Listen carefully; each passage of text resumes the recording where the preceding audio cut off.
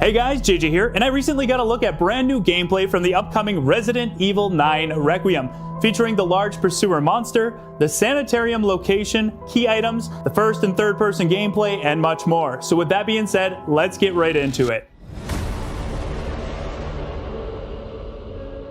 Resident Evil 9 Requiem is just around the corner, and the demo is slowly rolling out to the public with play sessions at Gamescom and PAX West, with a very likely public release shortly after. The full hands-on demo opens with Grace strapped to a gurney inside a sanitarium. The first thing that stands out is the level of detail in Grace's face and hair. You can actually see her head red and irritated from being hung upside down, and the strands of hair look incredibly lifelike. Capcom spent a big chunk of their developer message talking about the hair, and honestly, I can see why. After freeing herself from the gurney, she quickly gathers her bearings. It's revealed that they were draining her blood, and she's already lost quite a bit of it. Something I noticed when comparing the third person and first person gameplay is that they actually feel a little different. In third person, Grace stumbles around as she's running from the monster. She'll even fall to the ground occasionally while being stalked. To balance this, the creature moves slower and doesn't attack quite as aggressively. In first person, Grace doesn't fumble at all, likely to avoid motion sickness. But the trade-off is the creature is much more relentless, keeping the pressure on the player. Speaking of the creature, this thing is terrifying. It feels like a twisted hybrid of the giant baby from Donna Beneviento's section of Resident Evil Village. Some people are speculating it could be Lisa Trevor, but personally I don't think that's the case. This section doesn't seem to take place in or around Raccoon City. I've floated around the theory that it could actually be an infected version of Alyssa Ashcroft. Looking closer at the gameplay, the monster clearly has Alyssa's light blonde hair. How dark would it be if Grace, believing her mother has been dead all these years, discovers she's actually been experimented on and turned into this creature and is now forced to kill her? The monster itself is massive, around 10 feet with pale blonde hair, bulging blind eyes, likely relying on sound like the Lickers, and a long medical gown.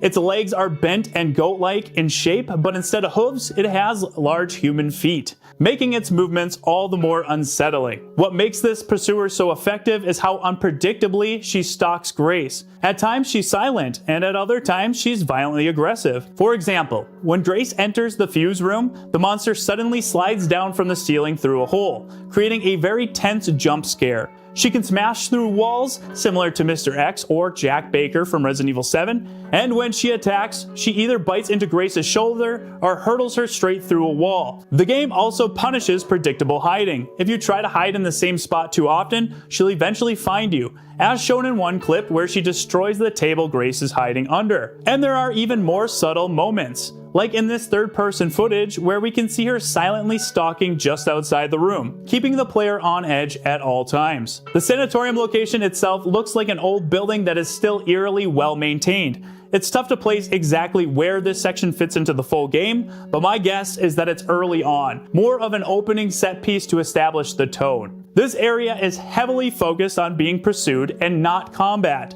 similar to Outlast or Alien Isolation. From clips and other gameplay and concept art, we know Grace will eventually have a gun, so I'd guess this section is more of an opening designed to set the tone. The rest of the game will likely play closer to what we've seen in the other RE Engine titles. In particular, it feels very reminiscent of Resident Evil 7, which makes sense since Koshi Nakanishi, the director of Resident Evil 7, is also leading Requiem. Even without combat against the creature, the demo's gameplay loop feels very similar to longtime Resident Evil fans.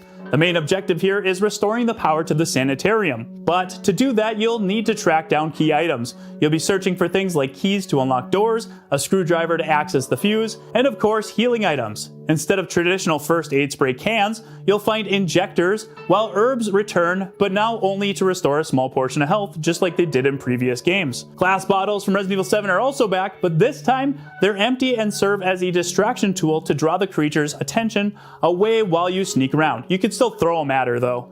Another interesting discovery is an empty ink ribbon case. It's safe to assume this will be a functional when the final game is released, and you'll have a save system similar to classic Resident Evil games. Overall, this demo sets the tone of what Capcom is aiming for with Requiem. The constant tension of being hunted while you're forced to explore, solve puzzles, and push forward through a beautifully detailed and ominous sanitarium. Grace feels similar to Ethan in the sense that she's an ordinary person thrown into an unimaginable nightmare, but with the difference that she shows more personality variety in her reactions and presence, something that really stands out in the gameplay. I'm very much looking forward to the full game when it releases, and I can't wait to go hands-on with the demo myself later this week at Gamescom. I'll have another video coming soon with my full thoughts on the gameplay, so stay tuned for that. We will keep you updated on all the latest Resident Evil 9 news, so be sure to leave a like and subscribe. But now, I want to hear your thoughts. What did you think of the gameplay we discussed? What are your thoughts on Alyssa Ashcroft potentially being the large infected pursuer? And are you excited for Resident Evil 9?